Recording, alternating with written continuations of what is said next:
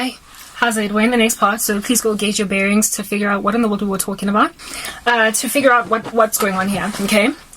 In the previous part, I was speaking about these writing softwares, these script spewing out softwares at the prompt of a command that you enter in from your keyboard, like Writer, Chat, GPT, and Jasper.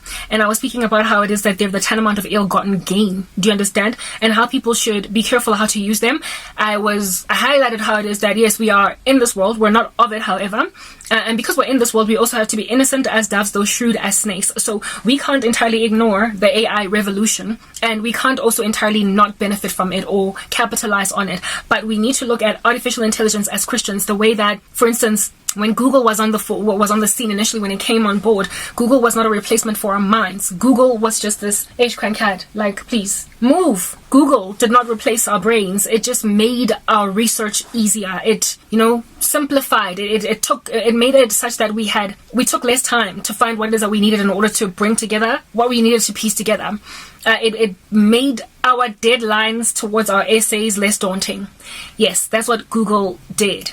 It also broadened our understanding, broadened our sources of information, and so those who loved to learn would then be in a position to learn a lot more. Hence why currently the kids of this generation, the Gen Z and the ones after them, that's why they have so much more information in their understanding than we did when we were coming up, and so on and so forth as we go back into the baby boomers. It's because they're growing in an information age, and that is something that has also been prophesied in God's word in the book of Daniel. He said that in the last days knowledge will increase, and kids these days know so much more than we did because we had access to just a prescribed set of books that were in our bags for school, and that's all we had. Whereas kids now have got this internet, wealth of information. And if they are hungry for understanding, they can be super knowledgeable, super young, in a way that we just never had the opportunity. So there are benefits to all of these things. Remember, this is still God's earth, albeit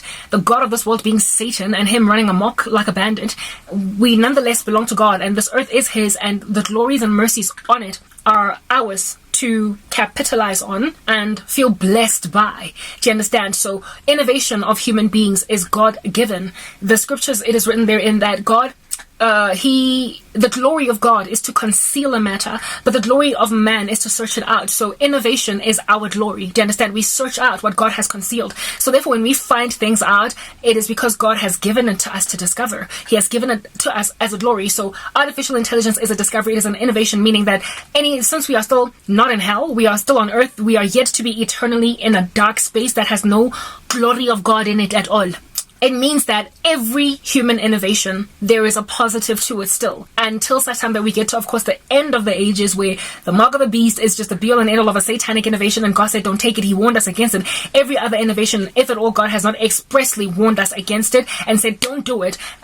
We can find good in it because we are in an earth that still has the glory of God all over. Remember, rain falls on both the wicked and the righteous. Therefore, it is irresponsible of the righteous to avoid AI and allow themselves to be made archaic, frankly, in a world that is ever progressing, and the industrial revolutions are still, evolving. And here it is that we still want to maintain a 20s mindset. We're just going to get left behind. We have to catch up with the times, but we also have to be godly and biblical about it. So I am here to try and help people use within the Christian faith who want to stay faithful to God this innovation that is largely nefarious in a godly way. By being shrewd as a snake, though innocent as a dove, we maintain our godliness in it all. Do you understand?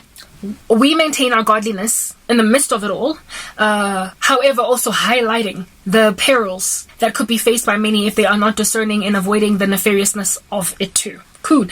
Beans, I don't know, the Bible is still here in front of me, so I feel as if I'm reading notes, but I'm actually just speaking out of my mind here, from the top of my mind, which is also another thing. Like, I was given this mind by God. Why in the world are we trying to stop using it? And it's funny, the guys who innovated AI are the big fat chunky brains behind this lazifying technology. Do you understand?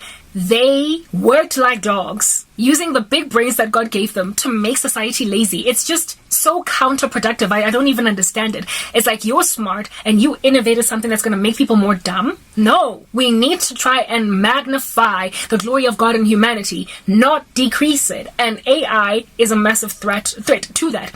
And ultimately, it's going to culminate to a point where God is going to have to take his church out of the way and allow AI to take you over. AI is largely likely what under heaven is going to be that thing in the brain or in the right hand, the mark of the beast. It's probably going to be, spearheaded by AI. It's likely going to have a back end of it being in artificial intelligence.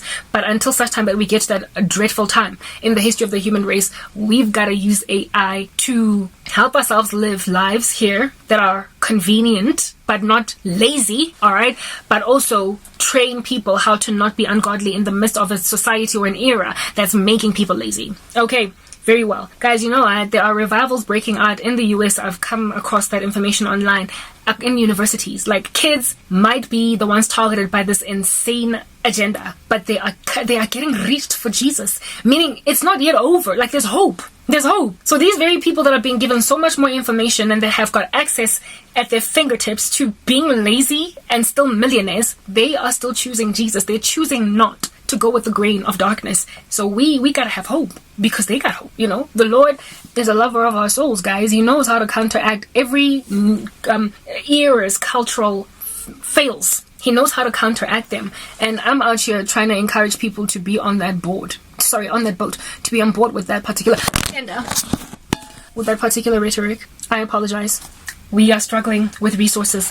Yeah, anyway, so I was speaking about Jasper, GPT, and Writer. Now, these softwares, apparently Jasper is basically a human being. Yeah.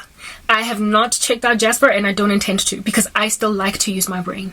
I also have not taken up the advice to go on Writer because it is apparently better than ChatGPT, because I was shocked with goosebumps out of my mind with what ChatGPT can produce. So if Writer has got better ability to spew out information or a whole script for you than ChatGPT, and I found ChatGPT to be frankly violently excellent, I don't want to see what I don't want to see what Writer can do. I also don't want to see I don't want to see what an artificially intelligent human being looks like. I don't want to see what the infusion of AI into human beings looks like. I'm not trying to get there. Like a ChatGPT on its own was a hair raiser. So I love fitness and I love nutrition. It's a subject of interest for me that comes close to the gospel. My primary passion is the gospel. That's the main thing that I love to talk about. Shortly after that, well, actually there's quite a big gap. It doesn't come close to the gospel. It's still far off, but it is the next best thing for me. Fitness and nutrition.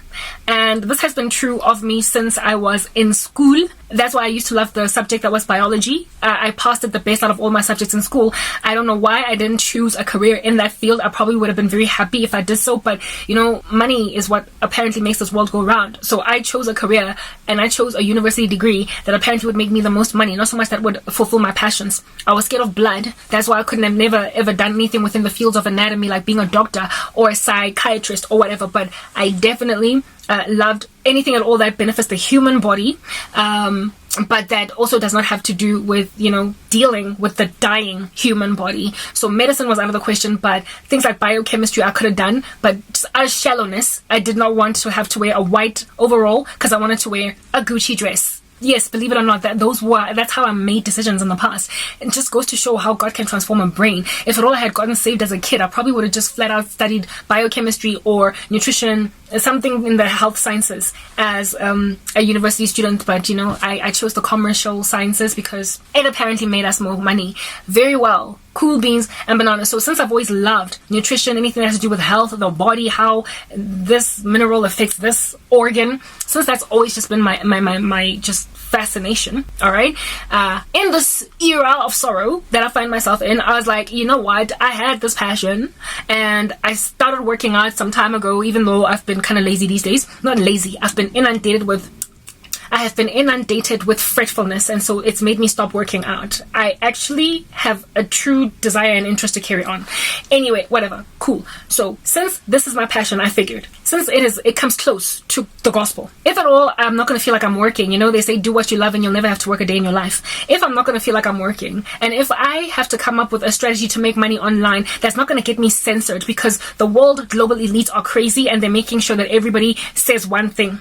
If I'm going to make money in a secular space, where am I going to make money? And I realize that it's where the passion is at, because then I'm going to have the energy to do it. I'm going to have the motivation to do it because I love it. So I figured that, okay, so I never got to study nutrition and whatnot further beyond biology at school, but I've always had an interest in it. I've always loved to know how the body operates, how it works, how food interacts with the body, and fitness and all that jazz. So I can start fitness blogging, and I can also start nutrition blogging.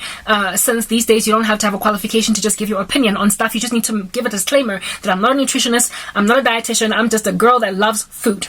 Right, insofar as you can do that, people will come to you, they'll flood to you. There are many people that don't have official qualifications that are doing really well on social media. So that for me was my strategy. Get fit in front of people and eat right in front of people.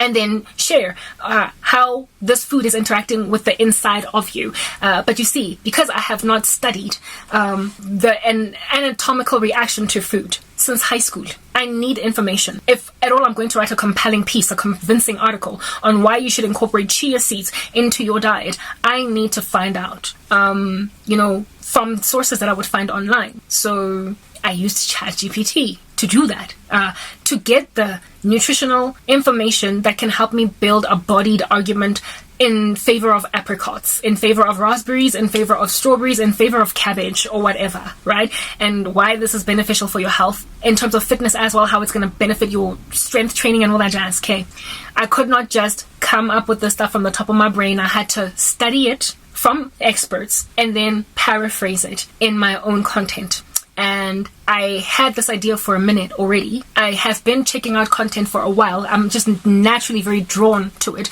That is fitness related, health, nutrition related, all that jazz. I'm always just checking it out. Things for skin, hair, anything about the human anatomy and how food interacts with it. I'm feeling it. Okay, that's been my passion for a minute since I was a kid. Okay, but I didn't study it in an official capacity at a university. But I have gained much knowledge on the subject from experts all over the world because of my interest in it. So I figured that instead of just being a student of all of these experts, how about I make out of myself a teacher? I need to create a career. And the best thing that you can do for yourself once you have been kicked out of corporate South Africa or corporate wherever you are at is to live a career, thrive or establish a career out of your passions, out of what you naturally adore. Then in that way you're not going to feel lethargic and already dead, the drool at the bedside of this job that you are forcing yourself to do just to make money. I realize that that's the only way that I'm going to be happy in life. So I want to convert out of myself a health and a fitness blogger because it's what I love, next to Jesus.